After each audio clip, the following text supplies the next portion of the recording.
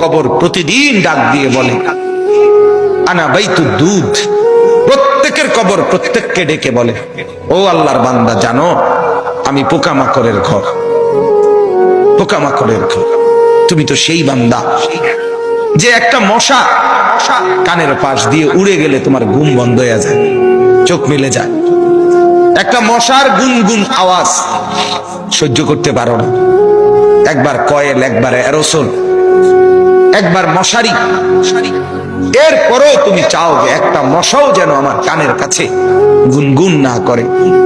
তো 5 ঘন্টার ঘুমের জন্য, 6 ঘন্টার ঘুমের জন্য বান্দা এই যত্ন নিলা, অনন্তকাল কিংবা বছরের পর বছর কবরের যে ঘুম দিবা, পড়ে থাকবা সেই ঘরে, পোকা মাকড়ের ঘর, সেই ঘরে তুমি ঘুমাইবা কেমনে, থাকবা? আমার বাপ, আমি থাকবো কিভাবে? আমি থাকবো কিভাবে বলে? ভাবেন, আমিও ভাবি, আপনিও ভাবেন। উসিকুম ওয়া ইয়া, আপনাকেও বলছি, আমাকেও বলছি। এই এখন ঘরে গেলে আমরা সবাই লেপ আর কম্বলের নিচেই তো শুয়ে যাব বাপ। কিন্তু একবার ভাবেন তো, যার মা কবরে, মার কবরে লেপ কম্বল আছে কি?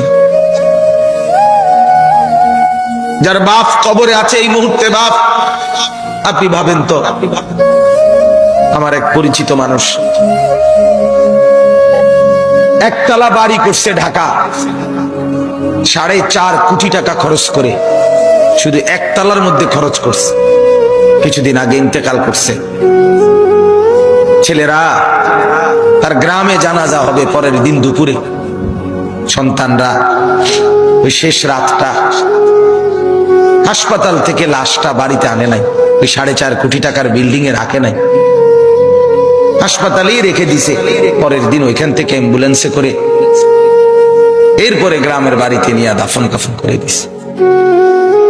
এখন এটা তো করোনার কালে নাই, এখন ইদানিং 10, 15, 20 দিন আগের কথা। কি সাজাইলেন, কার জন্য সাজাইলেন, কি বুঝলেন, কি ভাবলেন? আপনি ভাবেন। এজন্য কবর প্রতিদিন বলে, বান্দা তুমি কেমনে থাকবা? অগণিত পোকা মাকড়, অগণিত পোকা মাকড় তোমাকে ঘিরে ধরবে, কেমনে থাকবে? কবর বলে আনা বাইতুল ওয়াহদা, আমি একাকী ঘর, একাকী ঘর। ও আল্লাহর বান্দা, আমি একাকী, ডানে বামে কাউকে পাবা না।